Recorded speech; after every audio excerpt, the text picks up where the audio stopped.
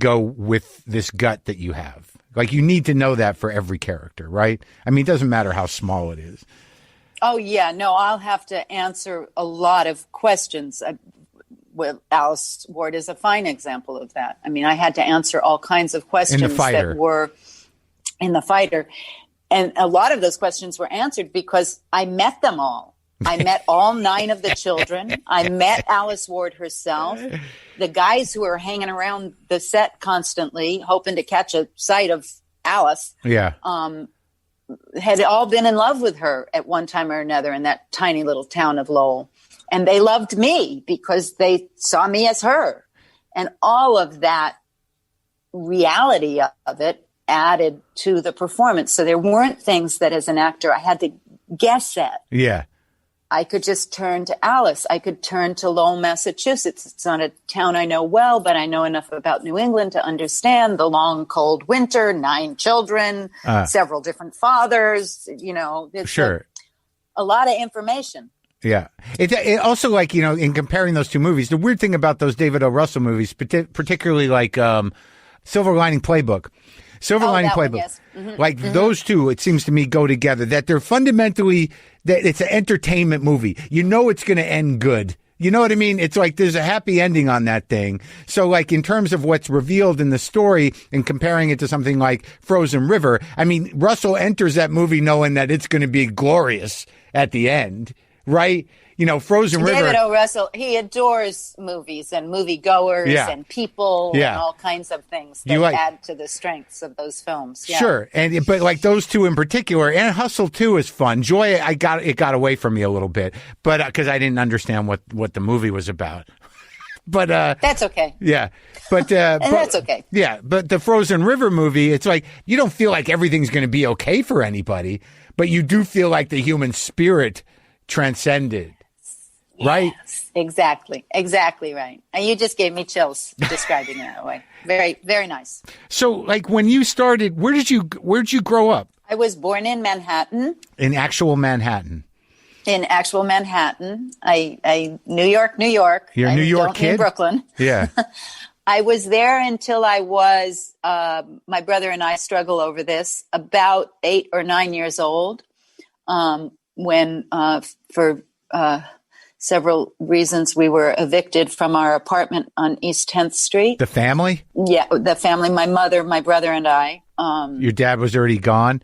My dad had gone. That was part of the eviction. He had 2 rent-controlled apartments in his name. A New Yorker will understand that. Yes.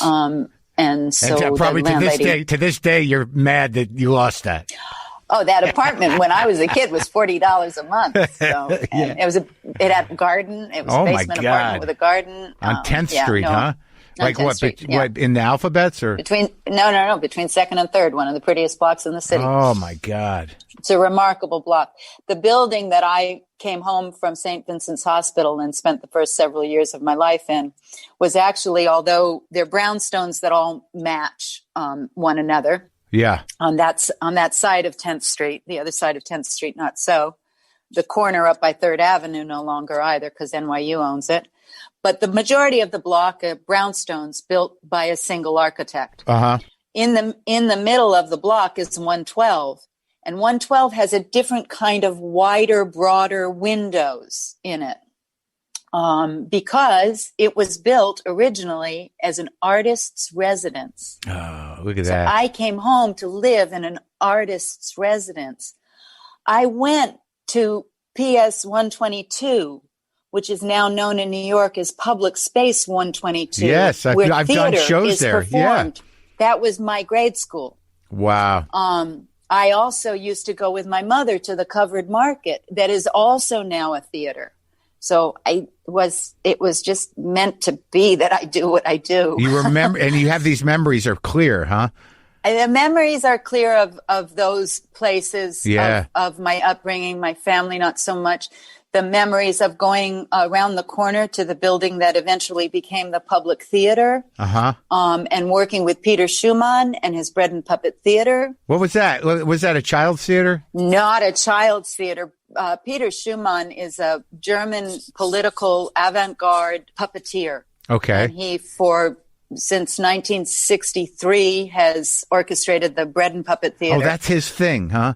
That's Schumann's thing. And that's he did that out of New York? Originally, they were based, New York City owned that building that Joe Papp eventually got and called the Public Theater. That's a huge building. It's a huge building, and for $1 a month, Schumann and his troupe had a floor available to them in that building. Real estate has changed in New York, but and I would go over there and work with clay and paper mache to build these puppets. Then we were asked, my brother and I, did we want to be in the show? I had no idea what a show was. 4. I had no television in the house. Yeah. And we would go, and me and a bunch of grown-ups would pretend a story. It was the story of the Nativity. Uh-huh. And we would pretend the story and do it. And they all cared so much about the pretending. It was so serious. It was wonderful. And then we went over there one time at night. Yeah. And these people sat down and watched the pretending and believed it. You could hear them believing us pretending. Uh-huh. And that I was sold on. I had no idea he was my first director. I had no idea this was theater, right? That we were performers. Yeah. It just related to my favorite childhood game of pretending. And many years later, realized, probably in my late 20s, early 30s, Schumann had been my first director. Sure. I mean, he obviously planted the seed in a way, right? Yes. And I gave an outlet to something that was inside of me. That was the one thing I seemed to understand. I could understand a game of pretend better than anything real. Did you find that was pretending a relief mechanism? Did you like to pretend because it was just fun, or because it got you out of whatever, sadness? The best that I can explain about it is that I understood it. I understood pretending in a way that the world full of its complications and I get it. Yeah, that right. I didn't understand. Like that moment where you're like, they're buying it. This is exactly. I'd walk down the street and hold my mama's elbow and say, "Mama, I'm blind." Yeah. And she would forever fail me by taking her elbow away or saying, "Look at that." And I'm like, "Mom, I can't see." Yeah, she wouldn't play along. Not enough. She didn't want. She wasn't involved. She didn't want to be part of the improv. Yeah, maybe not. So you did that as a kid, and then did it evolve into? Did you act throughout high school? Did you continue? Well, I didn't. I had very unconventional upbringing and very unconventional educational reality. Why is that? Well, I was thrown out of 8th grade because the art teacher didn't like me, and she claimed I had not done my homework. And I showed her the painting I had done again, and I said, well, I did my homework. But she said it didn't fulfill the assignment, and I didn't know what that meant. And I told her she could shove it up her behind. Wow. Uh-huh. And they sent me down to the headmaster, and the headmaster was, I just don't know what to do with you. And I said, well, how about I just don't come to school anymore?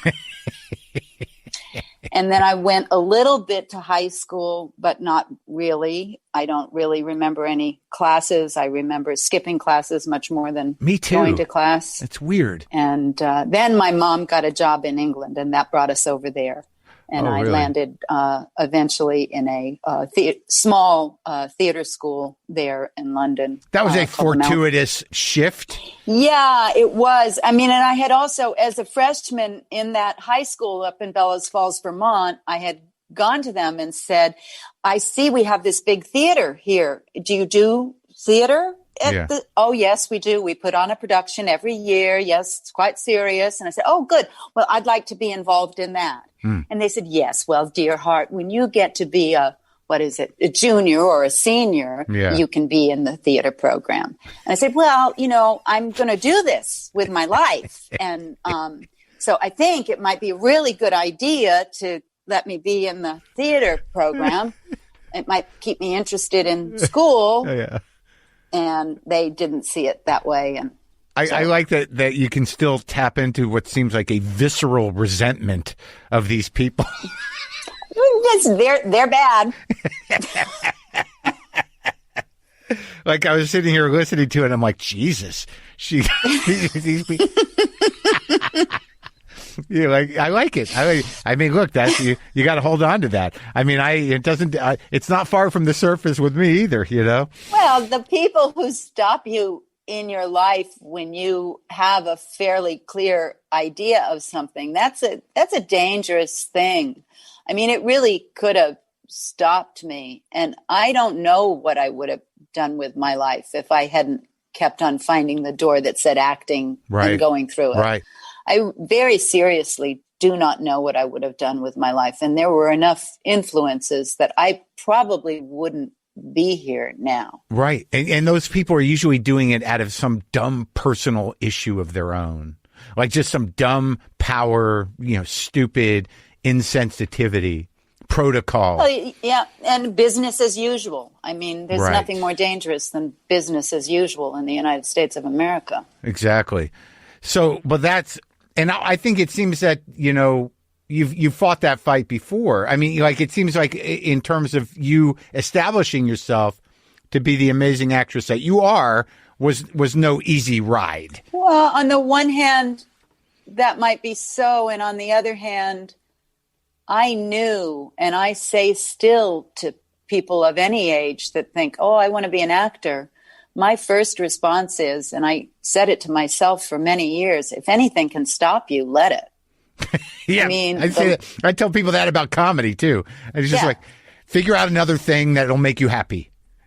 Yeah, it's not. It's not for the faint of heart or the ones who feel like they think that'd be really cool. That's right. It's not for people who actually think in terms of like it's not a choice if you're going to do it. I think so. Right. And that's what people don't understand. It's not like I'm going to try it. It's not like I do this other thing, but I want to try this. It's like there's no other thing. This is it. And I bet when you were being funny as a kid, I bet you were really funny, and I bet you got in trouble for it all the time. All the time. I got kicked out of schools. Yeah. Exactly. Sure. But like when it came down to it, I just didn't see any other option. There was never a plan B outside of, working at a restaurant. And even that went away. There's like, I was so bad at that. You wouldn't want me as your waiter. Get your own fucking coffee. You tried though, right? I tried. People tried to help me. And then there was this idea that, like, as things, as I get more bitter and less successful, I'm like, well, I could always teach. Teach what? What am I going to teach? I'm going to go back. But, it just, I think it's really a matter of like, there's no other thing that you could do. And that to me is what an artist is, whatever kind of artist they might be. I think that's right. And like there are some people, like, who I talked to. Do you know Asa Jacobs, director? His parents were experimental film people in New York, and they're still at it. And it's this small world of like experimental film, like Kenneth Anger's type of stuff. But they've been doing it for 50 years, and they have no desire to change anything. This is what they do. And, and he's archiving some of it. But like when I just talked to him, and I realized, oh my God, there's no other choice. This is it. And success has little to do with it. Yeah. Success might let us eat a little better, and have a little nicer roof over our heads, right. Perhaps. But, it doesn't change the instrument. It doesn't change the sense of. No, it might make it a little better even, in terms of like, if the baseline desperation of fear of destitution or not getting any work is relieved a little bit, maybe you shouldn't complain about that and just use the space wisely, right? Oh, absolutely. Use the space wisely. Very, very, very fine advice. Exactly. And that it also, who knows? Yeah. At any point, any one of the jobs could be the last job. I mean, it's definitely that. I have dipped my toe into producing. Uh-huh. I've dipped my toe into working with a writer to develop some. I'm an actor for hire. Right. That's what